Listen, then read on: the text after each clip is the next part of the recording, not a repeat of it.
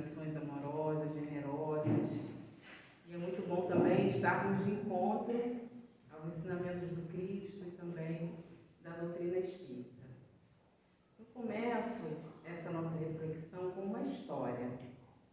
A história de um homem que passava todo ano por um vilarejo, que vivia, esse vilarejo tinha na sua encosta um morro, uma grande subida.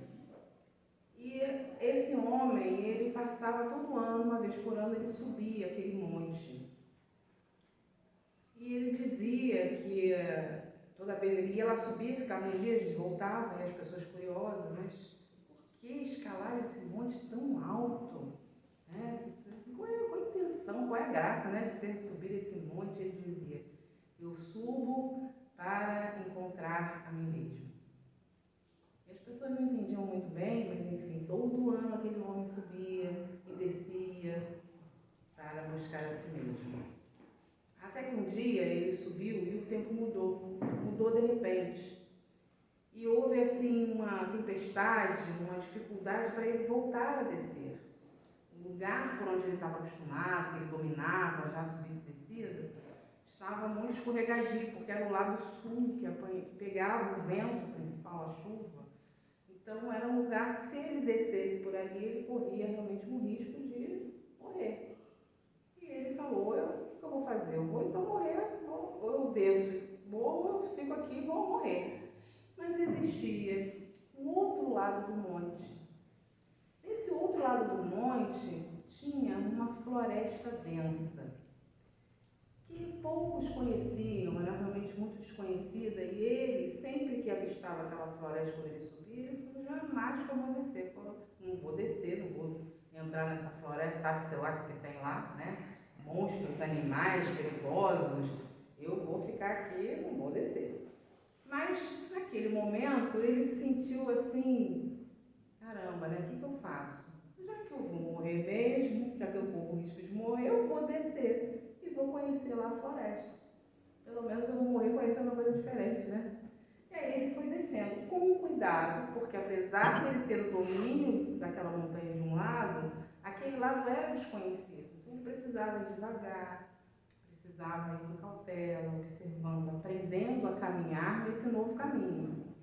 Só que chegou um determinado momento, porque ele estava mais protegido da tempestade, ali, ele começou a observar que aquela floresta, que lá de cima parecia assustadora, ela não era tão próxima daquele monte, ela tinha um certo afastamento. Então ele poderia descer tranquilamente, sem precisar andar pela floresta, e seguir o caminho dele.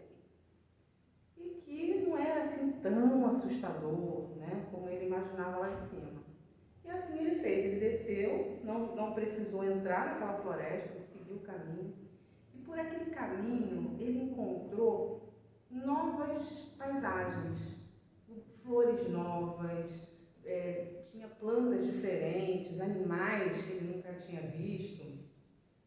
Uma paisagem tão bonita, que ele nunca tinha percebido. E conheceu também pessoas, porque tinham outros vilarejos, tinham outras experiências, e foi muito interessante ele ter vislumbrado essa experiência. Mas o pessoal do vilarejo ficou preocupado, porque ele nunca mais voltou, ficou um tempo, tempestade, pensado: poxa, coitado, deve ter morrido lá em cima, buscando a si mesmo, achou a morte.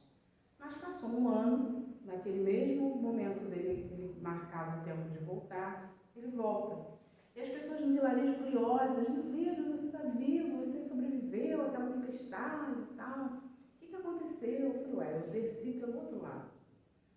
Mas tem um outro lado, tem a floresta e tal. Ele foi contando aquela aventura dele. E aí, depois todo mundo ficar assim, nossa, espantado com essa coragem, esse homem que desceu ali, conheceu um novo mundo. Mas aí alguém falou assim: e aí, você encontrou a si mesmo? Pelo menos, porque depois dessa aventura, ele falou: não só encontrei a mim mesmo, como encontrei a felicidade. Como assim a felicidade?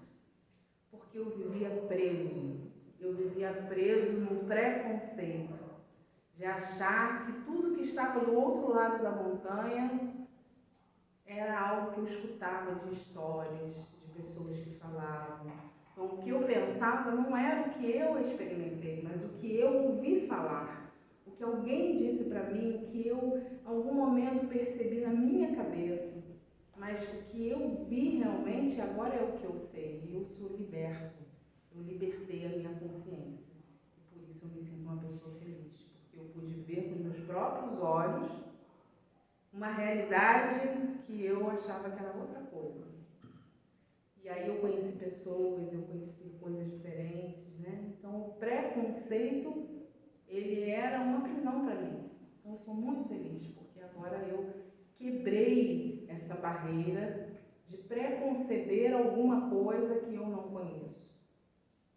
E aí a gente traz isso para a nossa vida e percebe que quantas coisas na nossa vida nós formamos ideias e opiniões baseadas no que o outro disse, na experiência do outro.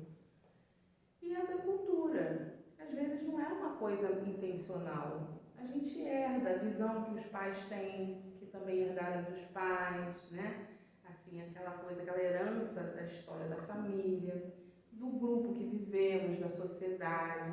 Às vezes a gente até tem raiva de uma pessoa só pelo que o outro falou dela. E quando a gente conhece, a gente fala, nossa, mas não tinha ideia, não fazia ideia, né? É tão diferente. Então a doutrina espírita, ela vem convidar a gente a esse olhar que transcende ao básico, né? Que é preciso a gente exercitar o nosso senso crítico, exercitar a nossa experiência, se permitir experimentar as coisas para a gente poder dizer se gosta, se não gosta, se é bom, se não é. Né? E às vezes a gente não vai nem ter condições de fazer isso de uma forma imediata, às vezes vai ser preciso andar muito, descer muitos montes para que a gente possa finalmente ter um olhar diferenciado sobre aquilo. E o preconceito é isso, né? É essa ideia preconcebida de algo que não necessariamente foi experimentado por nós, mas que nós já temos como necessidade de criar um padrão.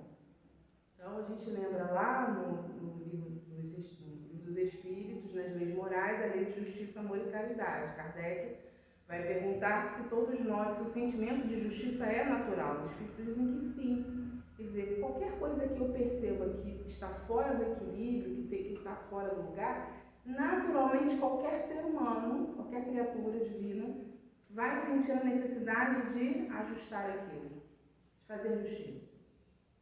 Mas aí depois Kardec vai desenvolvendo assim, tá, mas o que um acha bom, o outro acha ruim. Né? Então, para quem está trabalhando com a lei, por exemplo, você ter um desajuste com um crime que está sendo cometido, é algo que precisa ser ajustado. Mas aquele que comete o crime, se há uma interferência de alguém que quer combater o crime, há um desajuste para ele, né? Naqueles planos que ele tem. Então é nesse momento que a doutrina espírita nos convida à educação do sentimento de justiça, para que a gente possa experimentar, olhar, aprender a observar as coisas sem essa influência tão grande, né, da opinião alheia, da visão, que muitas vezes é sim manipulada, que quer nos manipular para direcionar para algumas coisas, que usa também da nossa fragilidade, dos nossos pontos fracos, para poder nos intuir, nos direcionar. Vide aí as diversas experiências que os espíritos contam no próprio processo de obsessão, quando os espíritos simplesmente eles usam aquela nossa fragilidade para poder nos manipular, né, nas ideias, e nós, sem o senso crítico, sem avaliar, vamos nos deixando levar. Então nós, quando temos, por exemplo, um padrão no Brasil de altura, comparado com o europeu, né, comparado com a Ásia, enfim, cada um vai ter um padrão ali de altura. Se aparece aqui uma pessoa com 2 metros de altura, a gente vai dizer assim, nossa, mas você é alto, né? Por quê? Porque está saindo desse padrão que a gente está acostumado a ver. E aí, se essa pessoa é alta e é magra, né, tem um corpo magro, a gente vai dizer, poxa, é alta e é magra. Mas se nós dissemos assim, essa pessoa é alta e é magra, e ela é um tipo de beleza, é bela, é bonita. Isso sim é beleza. Aí nós já estamos fazendo juízo de valor. Então, todos aqueles que não são magros e altos não são bonitos. Né? Então, a gente vai criando esses padrões de beleza, padrões de comportamento. A criança comportada é aquela que fica quietinha, obedecendo, né? Que fica lá sentadinho, ó, que come tudinho, né? Que não questiona. E assim, tantos outros, como todos nós, eu acredito que o preconceito deve ser realmente ele é de fato uma violência, mas ela é muito sutil muitas vezes, muito silenciosa. Mas em algum momento ela grita, porque ela vai acumulando, né? Vai fazendo uma panela de pressão, daqui a pouco estoura em conflitos, em guerras, e guerras interiores, e guerras dentro da nossa família, né? Então, o convite hoje é para que a gente possa aprender a descobrir a causa. O que Kardec, quando viu os fenômenos das mesas girantes, o que ele começou a pensar? Por trás, fiz uma pergunta inteligente, a mesa respondeu, atrás de um efeito, todo efeito tem uma causa. Então, será que o preconceito, todo mundo aqui já sofreu algum tipo de preconceito, eu acredito, todos nós. Em algum momento. E todos nós também já fizemos ou fazemos parte de um sistema que é preconceituoso. Mesmo que a gente diga, eu não sou preconceituoso, mas nós alimentamos algum tipo de sistema, um sistema que é preconceituoso. Às vezes a gente não percebe, né? Eu, lá no Irmã Rosa, a gente trabalha com juventude, né? Os companheiros aqui já sabem, eu tenho, assim, a gratidão de poder conviver com jovens, adolescentes, porque eles nos ensinam violências que são silenciosas. Essa geração tem nos ensinado a ver preconceito onde nós achávamos que era natural, uma violência natural. Porque você hoje constatar que a escravidão é uma violência absurda, no momento que já não existe escravidão oficialmente, porque a gente sabe que existe aí ainda ideias e posturas que escravizam, hoje é fácil, tem uma lei que diz que escravidão é crime. Mas na época em que o Brasil era um país escravocrata, era natural. Inclusive, se o senhor dos escravos perdesse os seus escravos pela lei de libertação, ele recebia lá um dinheiro para dar aquele suporte, o prejuízo que ele teve. Então, quando nós estamos imersos ainda em diversas situações, é natural que a gente ache isso, a gente não ache absurdo, né? Hoje, a gente, com a lei do progresso, a gente vai se distanciando, vai se desfazendo, né, dessas raízes que vão apodrecendo, porque elas não dão frutos, e a gente vai plantando, semeando novas ideias. Então, graças a essa nova geração, a gente tem aprendido, né, a enxergar essas pequenas violências que muitas vezes vão culminar em grandes violências, a gente sabe disso. Então a gente já sabe aqui o que é o preconceito, que tem uma raiz, que tem uma causa. Então agora a gente vai usar dois recursos que estão no Evangelho segundo o Espiritismo. São recursos para a gente tentar entender, e aí vocês podem discordar, mas assim, dentro do meu estudo eu consegui encontrar possíveis causas desse preconceito.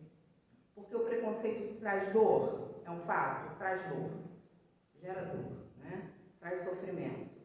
Ele segrega porque se eu me acho superior, diferente, no padrão e você está fora, eu segrego você. Ou eu te extermino, ou você vai ficar num lugar que não é o lugar que nos pertence. Até mesmo em falas de lutas legítimas, porque sofrem a violência, mas quando vão defender a sua causa também defendem com violência.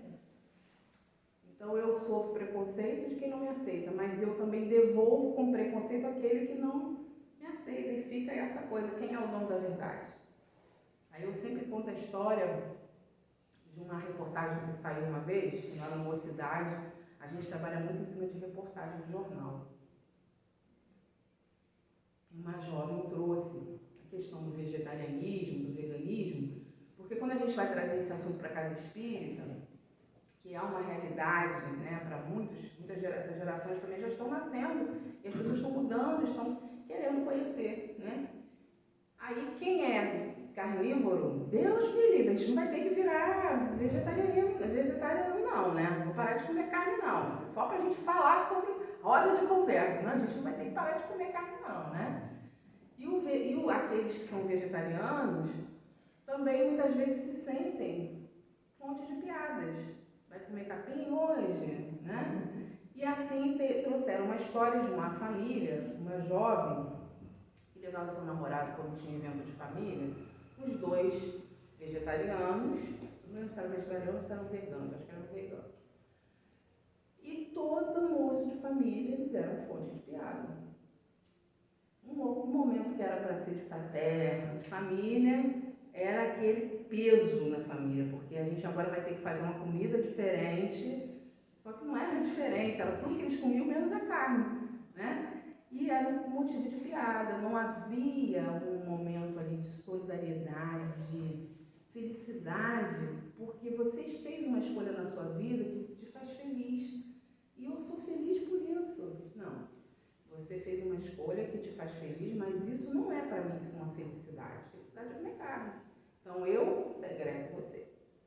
E assim eles foram segregados e violentados o tempo todo. Quando esse casal resolveu casar, no convite havia escrito assim: proibida a entrada de assassinos.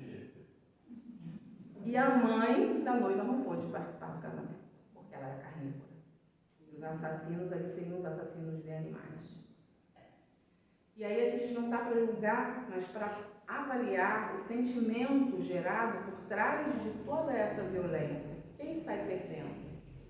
E a pessoa que naquele momento tem a sua legítima vontade de não comer carne, de criar esse hábito, né, alimentar diferente do padrão, ela defende a vida do animal, mas ela não defende a vida de quem mata o animal. Ela quer que a pessoa que mata o animal morra, mas o animal não. Tudo é vida, né? Então nós às vezes nos distraímos nas nossas lutas. Por quê? Aí a gente vai lá no Evangelho.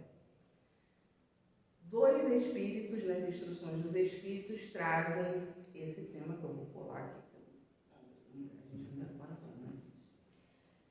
Pascal e Lacordaire trazem 2 questões. Lacordaire fala da humildade do orgulho. E ele diz assim: a humildade é uma virtude bem esquecida entre vós. Os grandes exemplos que vos foram dados são tão pouco seguidos.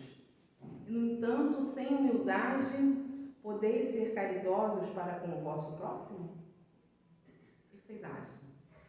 A gente pode ser caridoso, solidário, amável, sem a humildade? A humildade não seria reconhecer que o outro tem a sua individualidade, as suas escolhas, que não precisam ser as nossas, mas a gente precisa reconhecer que nós não somos os donos da verdade, né? Então não há como haver esse equilíbrio sem esse respeito. Ou não, porque esse sentimento da humildade, ele nivela os homens. Nivela no sentido de saímos todos do mesmo ponto de partida. Ninguém é preferido de Deus, né? Ninguém é precioso, separado, que é um ser separado. Todos somos iguais perante a Deus, mas não perante as oportunidades que muitas vezes são limitadas por conta da falta de humildade. Então, ele continua assim: sem a humildade, enfeitai-vos de virtudes que não possuís, como se vestisseis um hábito para ocultar as deformidades do corpo. Lembrai-vos daquele que nos salva, lembrai-vos da sua humildade, que o fez tão grande e o elevou acima de todos os profetas. Jesus dizia que era mestre, para mostrar que eles não que ele, gente, o mestre, hein? Sigam o mestre. Mas porque o mestre traz ensinamentos. Então é um alerta simbólico, né? Mas Jesus estava ali com toda a sua grandeza moral, lavando os pés.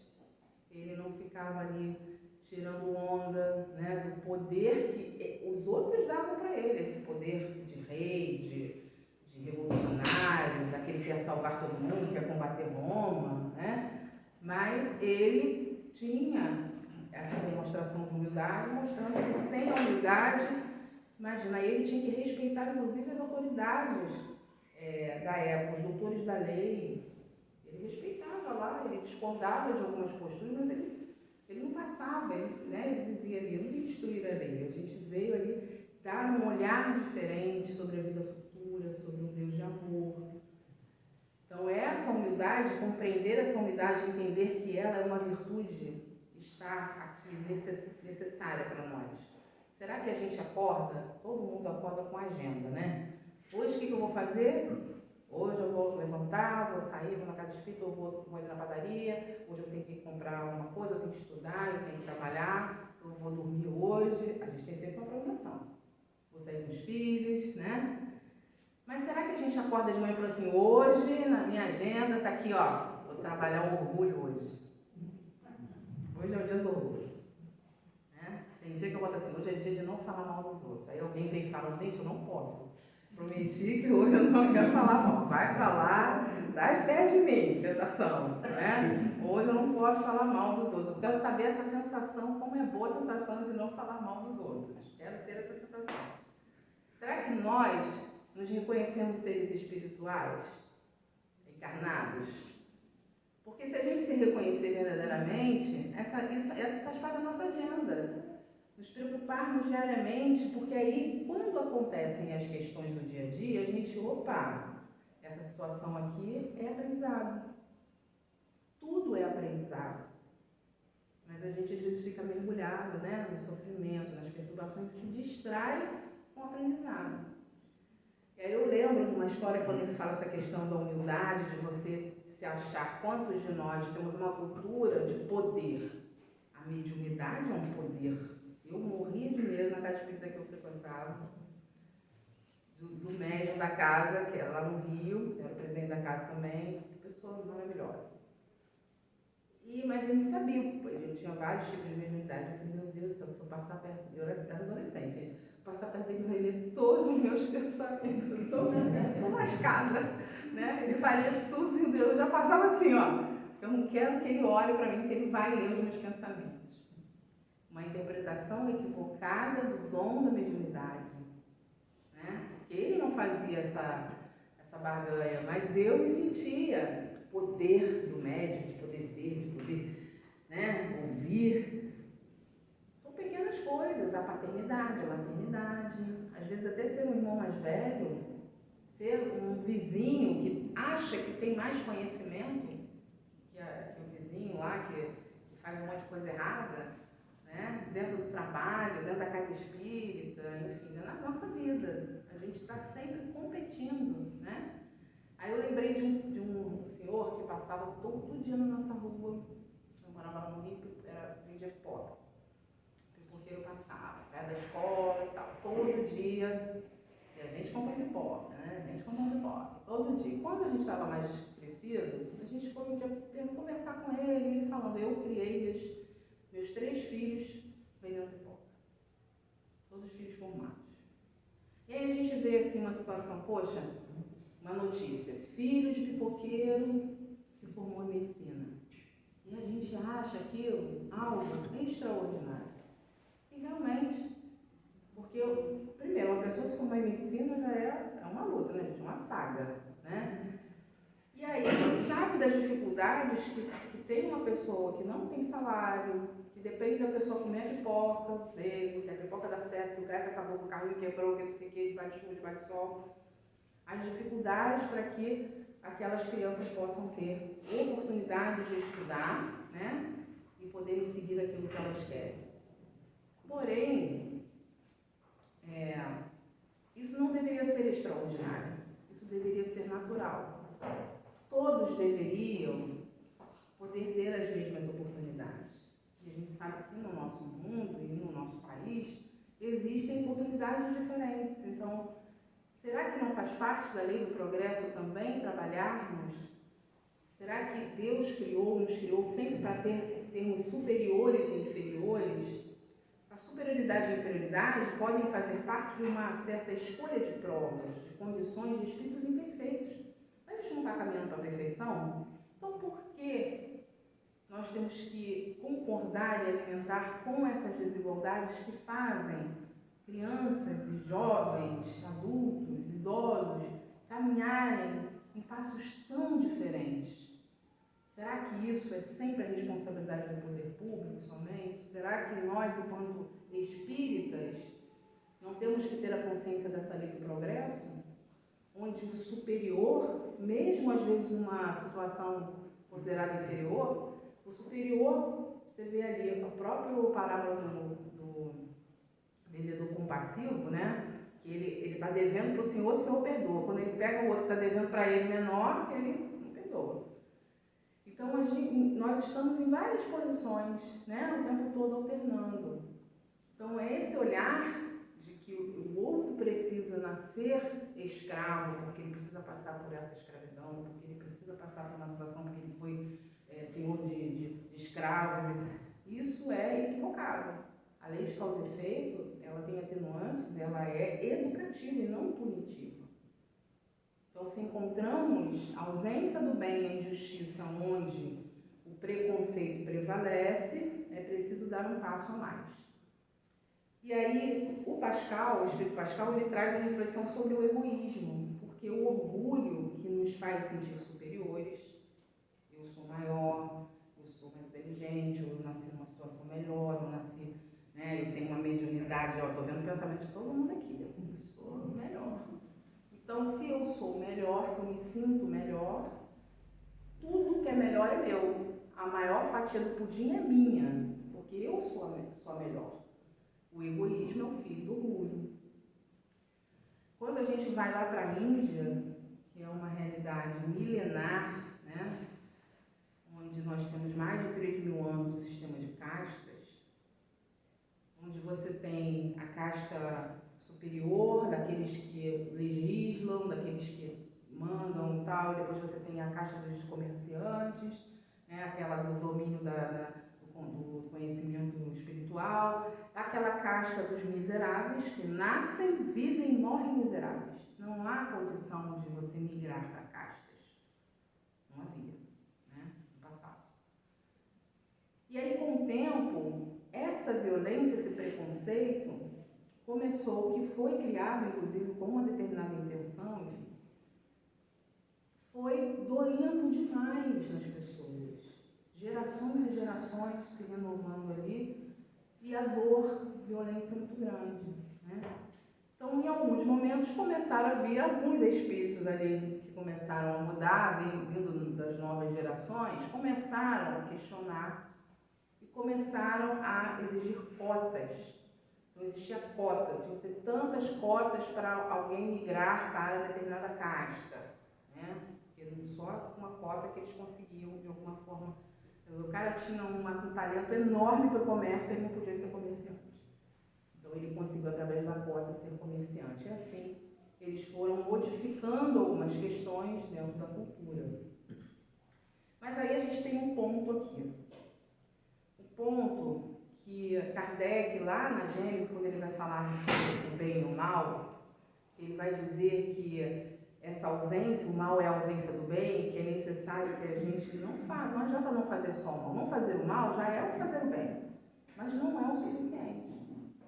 Então, se eu sou a pessoa que estou lá, nasci numa casta superior, e sou uma pessoa de bom coração, eu não mato ninguém, não firo ninguém, eu sou uma pessoa de bom coração, eu gosto de ajudar as pessoas, eu vou lá ajudar as pessoas de casta inferior.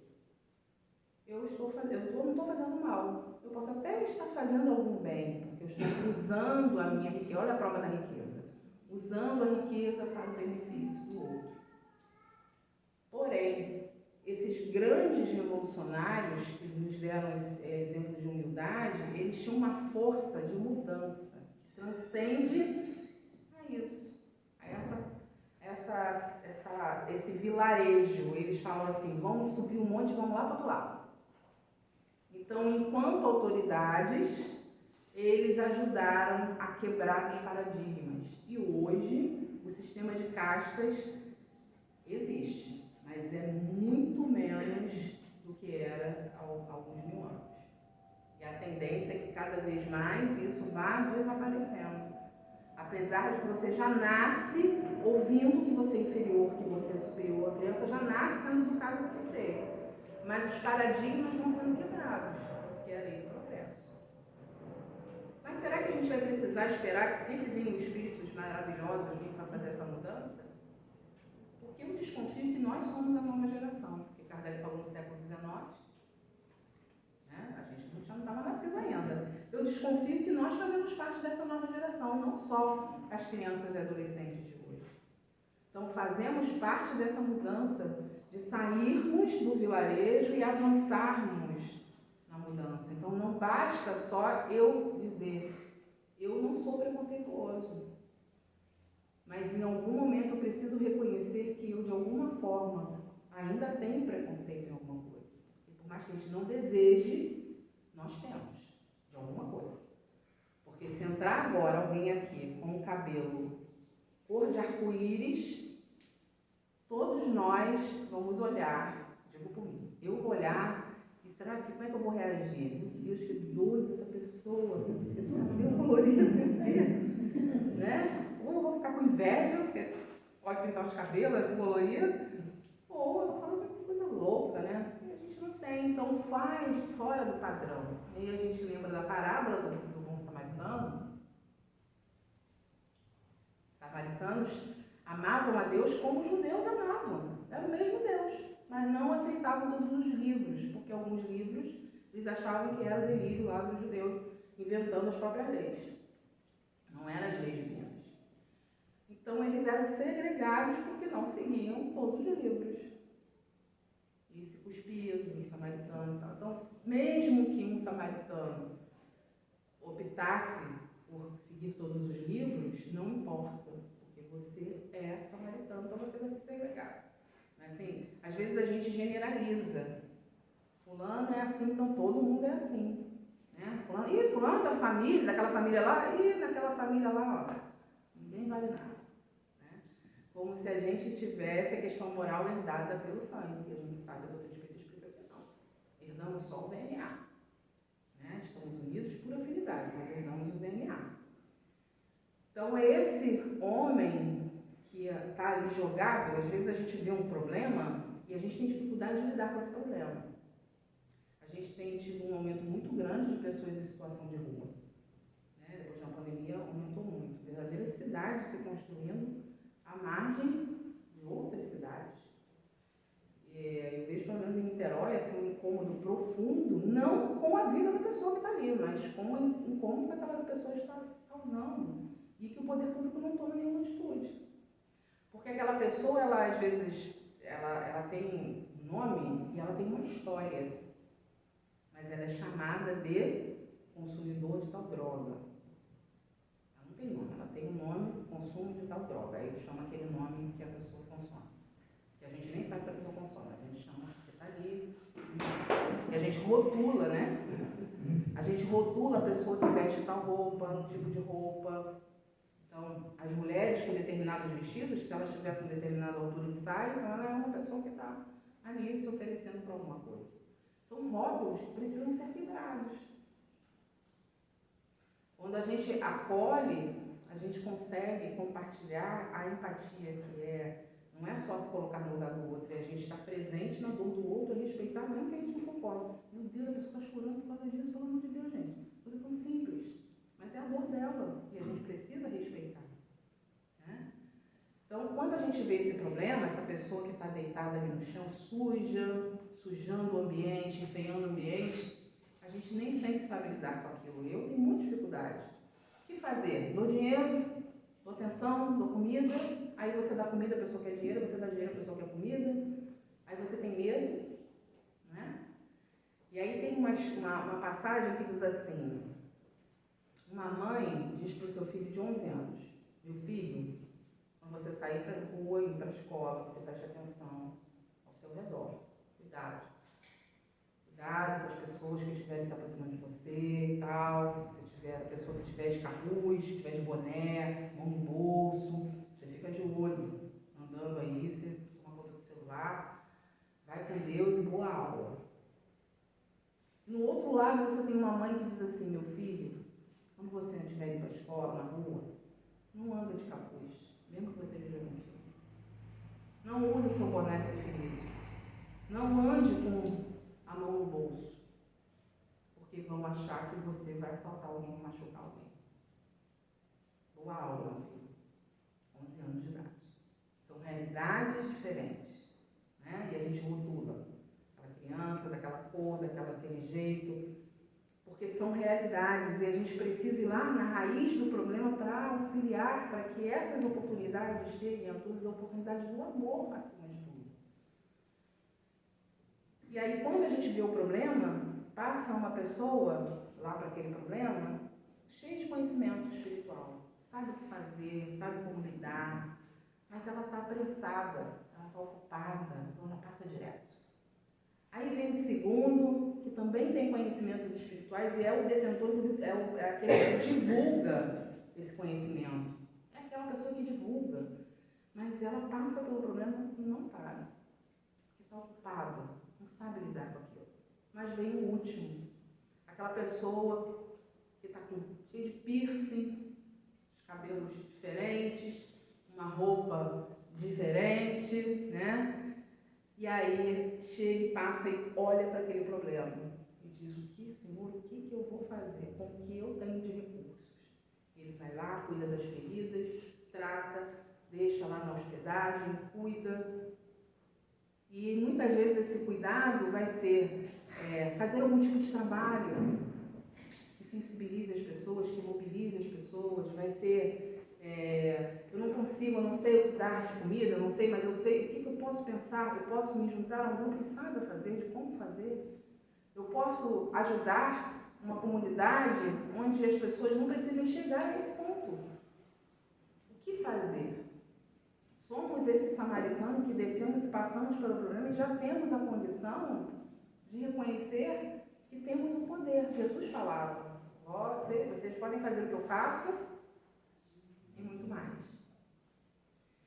E aí a gente fecha com uma passagem de Kardec, no Livro dos Espíritos, perguntando como que o Espiritismo, somos espíritas ou estamos nos conhecendo a doutrina, né? Muitos de nós estamos conhecendo, nos aproximando ou já estudando. Então, como que o Espiritismo pode contribuir para o progresso? Destruindo o materialismo, que é uma das chagas da sociedade. Ele faz os homens compreenderem onde está o seu verdadeiro interesse. A vida futura não estando mais velada pela dúvida, o homem compreenderá melhor que pode assegurar o seu futuro através do presente. Destruindo os preconceitos de seita, de casta, de cor, ele ensina aos homens a grande solidariedade que os deve unir como irmãos. A gente sabe disso, né? Mas tem uma questão que agora eu deixo para vocês. Sabemos o que podemos fazer ou sabemos que temos possibilidade de descobrir muitas questões, porque passa pelo autoconhecimento. Mas estamos cuidando das novas gerações? Será que os espíritos que estão chegando agora, quando Jesus fala deixai vir as minhas criancinhas, ele não falou traga aí as criancinhas, não, deixai vir a mim. O que é isso? O mesmo conhecimento que você está vindo buscar aqui, a criança tem o direito de receber. O mesmo conhecimento e socorro que nós estamos buscando na casa espírita, a criança e o jovem precisam, necessitam e devem receber. Isso não é um privilégio nosso. O espírito necessita na infância de auxílio de esclarecimento. Porque Jesus fala semelhante à pureza daquele sentimento das crianças, o homem vai se elevar a Deus. Não é isso? Semelhante. Por quê? Porque muitas vezes, por mais que esses espíritos sejam espíritos que tenham um conhecimento um pouco mais especial em relação, né, a essa questão moral, são espíritos muito inteligentes, eles necessitam de orientação. Eles necessitam de uma educação para a paz, de uma educação anti-preconceituosa. E aí agora eu vou pedir para a gente colocar o nosso vídeo. É um vídeo bem curtinho que mostra um pouco do sentimento que a gente precisa lembrar todos os dias. Porque quando a gente começa a nossa rotina, a nossa vida, a gente esquece, né, da violência, das necessidades, daquele problema que está lá no chão, que a gente passa direto todo dia. E a gente precisa agora aproveitar a oportunidade de começar a fazer pequenos movimentos para essa educação pela paz.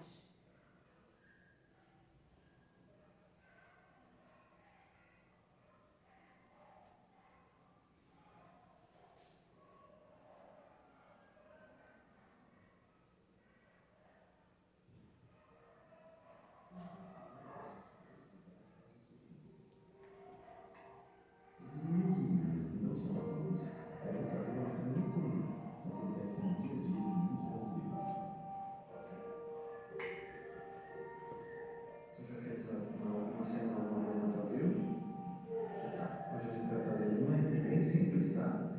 Vai ser a Clau e ela vai contracenar contigo. Você vai ter 2 minutos, você vai tentar decorar o máximo de frases que você conseguir e depois você vai falar olhando para ela, tá bom?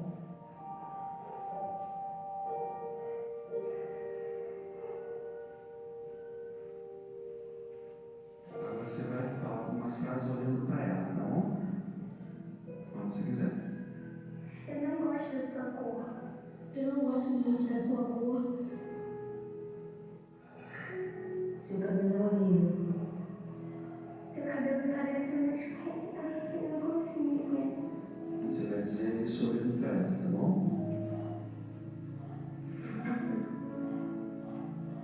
É uma cena.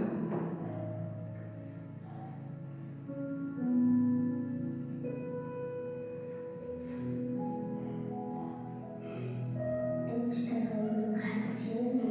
Quer tentar mais uma vez? Por quê? Eu não gosto de falar essas coisas. Quer ir de novo? Por que não? Eu não acho certo. Errado. Eu sou da mesma cor que ela. E eu sofri bullying na escola. E eu também. Eu não gosto de falar isso pra pessoa. Eu me sinto mal. Como é que tu se sente dizendo isso para ela? Eu sinto que eu tô sendo preconceituoso. Quem você acha que escreveu essas frases? Uma pessoa muito racista. Que acha que é melhor que todo mundo. Todo mundo é igual. Mas não percebem isso.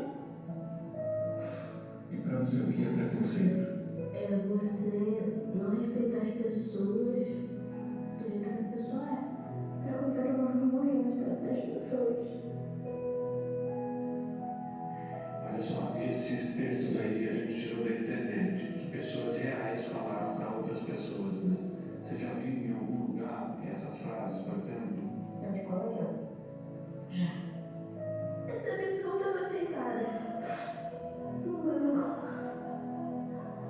Chegaram pra ela dizendo: tu é negra, tu é horrível. Tu não deveria estar aqui. Você conhecia essa pessoa? Sim, porque essa pessoa era eu.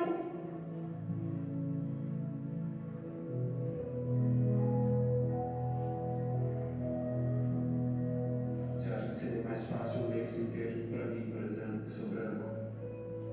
Não, Não seria mais fácil para mim? porque todos nós somos iguais.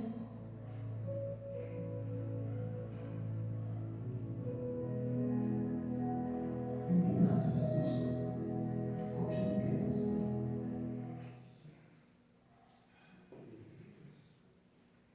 Bom, meus amigos, essa é uma realidade muito dolorosa. E ela se repete quando dizemos a um filho: você deve ser igual ao seu irmão, comportado igual a ele. Sem respeitar a sua individualidade, sem respeitar muitas vezes aquilo que ele tem de bom, que ele tem para se desenvolver. Quando nós queremos que todos sejam forma a nos agradar, quando a gente tem essa dificuldade ainda de enxergar e de nos enxergarmos também diferentes. Hoje, há um grande número de adolescentes buscando cirurgia plástica para formar os seus rostos para que possam ser amados. Nós precisamos educar as novas gerações. E os grandes educadores dizem que só se educa se educando. Aquele que educa, se educa. E somos espíritos imortais, independente do momento, da idade que estejamos agora, somos capazes de, a qualquer momento, contribuir para essa educação. E é observar quando a gente se deparar com alguma coisa e pensar, meu Deus, existe o orgulho, o egoísmo falando em mim? Porque não basta a gente se chamar, não, nossa, eu estou sendo preconceituoso. Eu preciso tratar o orgulho que é em mim. Eu preciso observar. Esse talvez seja um dos maiores desafios dessa encarnação nossa. Trabalhar com o nosso orgulho. E a gente precisa reconhecer aquilo que nos fere, aquilo que fere o outro, né? E cuidar das novas gerações. Porque muitos desses espíritos que hoje estão crianças também ainda trazem o germe do orgulho. Com certeza causaram bullying em outros amigos, colegas da mesma idade. Então é preciso ter esse olhar, né? Generoso, amoroso. Mas tem uma boa notícia, que esse vídeo mexe com a gente. É para mexer, para a gente poder não esquecer daquele homem ferido que está no chão e que às vezes a gente passa porque estamos muito ocupados, preocupados com tantas coisas do dia a dia. A gente precisa ter o olhar do homem samaritano que não tinha pretensão nenhuma de aparecer, de dizer que era detentor de conhecimento para salvar alguém. Ele simplesmente fez com o coração aquilo que ele achava que era certo de se fazer. Tem uma música que se chama Estrela Matutina, era da Maria Elza Descarte. E a estrela matutina é aquela que a gente vê no finalzinho do dia, ela está brilhando, e de manhã cedinho ela já está brilhando. Vocês já perceberam, mas não é estrela, é o quê? Planeta Vênus. A gente diz que é estrela, né? Está brilhando, a gente diz que é estrela. E ela dorme e acorda. A estrela, ela é uma estrela, mas que no dia seguinte ela sempre tem a oportunidade de ver coisas novas, de viver coisas novas, de construir coisas novas. Então a música diz assim: seu coração é uma estrela matutina, de suave luz que clareia e ilumina. Olhe para dentro de você, descubra o brilho do amor, acenda a sua candeia e faz nascer uma nova manhã. Cada um de nós descubra esse poder do amor dentro de nós, o que nós podemos de luz colocar sobre a candeia, colocar sobre a mesa para que ilumine um pouco mais, não porque somos melhores, mas porque já somos felizes, porque já nos encontramos a nós mesmos, já somos felizes, avançamos além da montanha. E podemos convidar, vamos lá, gente, tem muita coisa boa, um mundo maravilhoso, é o destino nosso, é ser feliz, né? A vida, a consciência tranquila, a fé no futuro, o posse necessário, são as condições aqui para a gente entender de felicidade. Então, desejo a todos uma boa jornada, que vocês possam enxergar sempre, pedir a Deus nas suas orações essa oportunidade de enxergar o outro. Cada vez menos a gente vai se afastando, deixando para lá esses preconceitos que nos adoecem e que adoecem muito. Porque a gente está vivendo uma guerra que já é muito antiga, né? Essa guerra no Oriente Médio. É aquele problema que está passando ali, não nos incomoda, então a gente passa direto. Mas hoje ela reflete na gente. Todos nós estamos afetados, né? O que podemos fazer em relação a isso? Então desejo a todos vocês uma